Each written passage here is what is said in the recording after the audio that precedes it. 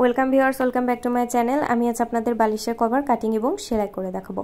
তো এক গজ কাপড় থেকে বা 14 গিরা কাপড় থেকেও বালিশের কভার হয়। সেক্ষেত্রে এই যে দুইটা পার্ট বালিশের কভারের কাপড় কেটে নেবেন আলাদা করে। তো এই ধরনের কাপড় দিয়ে বানাইলে তো এবার আমি বালিশের জন্য দেখুন লম্বাটা দেখে নিচ্ছি। এখানে লম্বা রয়েছে 22 ইঞ্চি এবং চওড়া রয়েছে 16 ইঞ্চি পরিমাণ। তো প্রথমে আমরা পিছন পার্টটা কেটে নিব।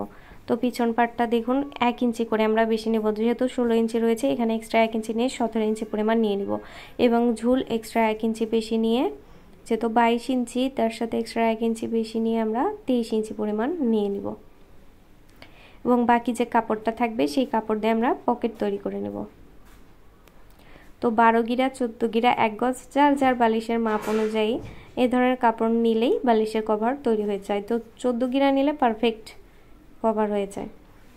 তো এখানে দেখুন 6 ইঞ্চি পরিমাণ রয়েছে। এই কাপড়টা আমরা রেখে দিব এই যে পকেটটা সেলাই করার জন্য। তো পকেট 5 ইঞ্চি এবং সেলাইয়ের জন্য এক্সট্রা 1 ইঞ্চি পরিমাণ আমরা নিয়ে নিয়েছি 6 ইঞ্চি।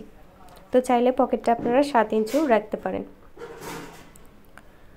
তো এবার বাকি যে কাপড়টা থাকলো এই কাপড়টাকে এইভাবে আমরা ফেলবো। ফেলার পর এই কাপড়টাকে মিডল বরাবর রাখবো। রাখার পর চতুর্দিকে আমরা 3 ইঞ্চি করে রাখবো। তো যখন 1 গজ কাপড় নেবেন তখন তো কাপড় বেশি থাকবে, তখন আপনারা চাইলে 4 ইঞ্চি করেও রাখতে পারেন। এক্ষেত্রে সেলাইটা বড় হবে। তো যেটাই রাখেন 4 ইঞ্চি রাখলে এক্সট্রা চতুর্দিকে 4 ইঞ্চি রাখতে হবে, 3 ইঞ্চি রাখলে 3 ইঞ্চি রাখতে হবে। তো 3 ইঞ্চি নিয়ম। তো আমি দেখুন সামনের পার্টেরটায় 3 ইঞ্চি করে এক্সট্রা বেশি রেখে বাড়তি কাপড়গুলোকে কেটে নিচ্ছি। তো কেটে নেওয়ার পর দেখুন পকেটের কাপড়ের মুড়িটা আমরা সেলাই করে নিয়েছি এবং বালিশের কভারের মিডল বরাবর আমরা এভাবে কোনা কেটে নিচ্ছি।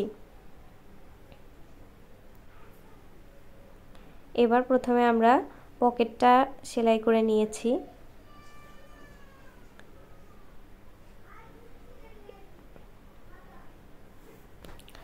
এবং বালিশের যে পিছন পার্ট সেটারও এক পাশের আমরা মুড়ি সেলাই দিয়ে নিয়েছি। তো মুড়ি সেলাই দেওয়ার পর দেখুন আমরা এই যে পিছন পাটটাকে সামনের পাটের উপর রেখে প্রথমে আমরা চিহ্নিত করে নিলাম। চিহ্নিত করে নেওয়ার পর এইভাবে আমরা সেলাই দিয়ে নিব। তো দেখুন আমাদের সামনের পাটে এইভাবে পকেট রেখে প্রথমে আমরা তো 3 ইঞ্চিতে মার্ক করেই নিয়েছিলাম, এখানে জাস্ট পকেটের অংশের মুড়িটা সেলাই দিয়ে নিয়েছি। এবার এইভাবে আমরা ভাঁজ করে করে সেলাইটি দিয়ে নিব।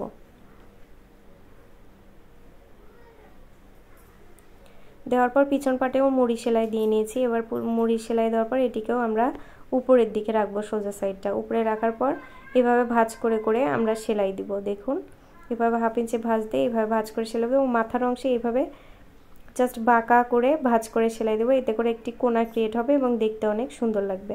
তো আমি সেলাইয়ে আপনাদের এটি দেখানোর চেষ্টা করছি কাছ থেকে। তো এভাবে ভাঁজ দিয়ে আমরা 3 পাশেই সেলাই দিলেই আমাদের কভার কমপ্লিট। তো দেখুন এই পার্টটাকে এইভাবে আমরা রেখেছি মিডল বরাবর। রাখার পর এটিকে ভাঁজ দিয়ে নিচ্ছি। নেওয়ার পর মাথার অংশটা এইভাবে ভাঁজ দিয়ে নেব। দেখুন দেওয়ার পর এই সাইড থেকে আমরা সেলাই দিয়ে নিচে পর্যন্ত সেলাই দেব। ভিউয়ার্স, আমি আপনাদের জন্য রেগুলার সেলাইয়ের ভিডিও আপলোড করে থাকি। আমার চ্যানেলের সকল ভিডিও সবার আগে পাওয়ার জন্য প্লিজ চ্যানেলটি সাবস্ক্রাইব করে পাশে থাকা বেল বাটনটি অলে ক্লিক করে দেবেন।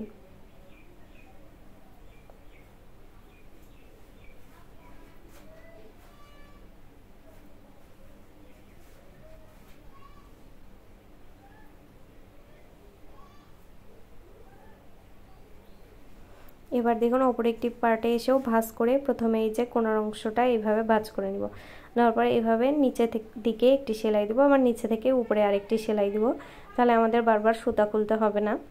তো এভাবে সেলাই দিয়ে আবার এটিকে আমরা সেলাই দিয়ে যাব ভাঁজ করে।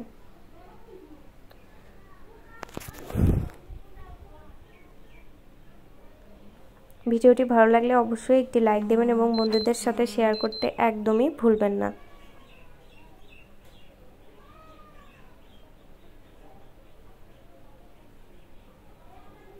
তো এটিকে আমরা সেলাই করার পর লাস্ট সেলাইটাও দেখুন এইভাবে আমরা ভাঁজ করে নিব। নেওয়ার পর এখানেও কোণার মাথা বরাবর প্রথমে এই দিক থেকে সেলাই দিয়ে যাব, তারপর অপর পাশেও সেলাই দিয়ে নেব। তো এইভাবে দেখুন সেলাই দিয়ে নিচ্ছি, তারপর আবার একটি সেলাই দিয়ে নেব।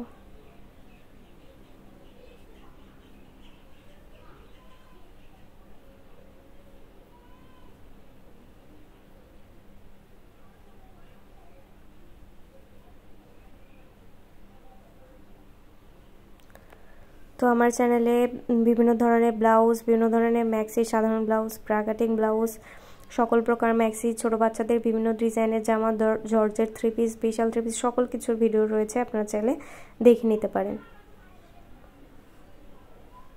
আর প্লিজ বন্ধুরা চ্যানেলটি অবশ্যই সাবস্ক্রাইব করবেন, সাবস্ক্রাইব করলে চ্যানেলের সকল ভিডিও সবার আগে আপনারা পেয়ে যাবেন। তো দেখুন এই পার্টটিও আমরা এইভাবে সেলাই করে নিব, তাহলে আমাদের বালিশের কভারটি কমপ্লিট। ভালো থাকবেন, সুস্থ থাকবেন, ধন্যবাদ।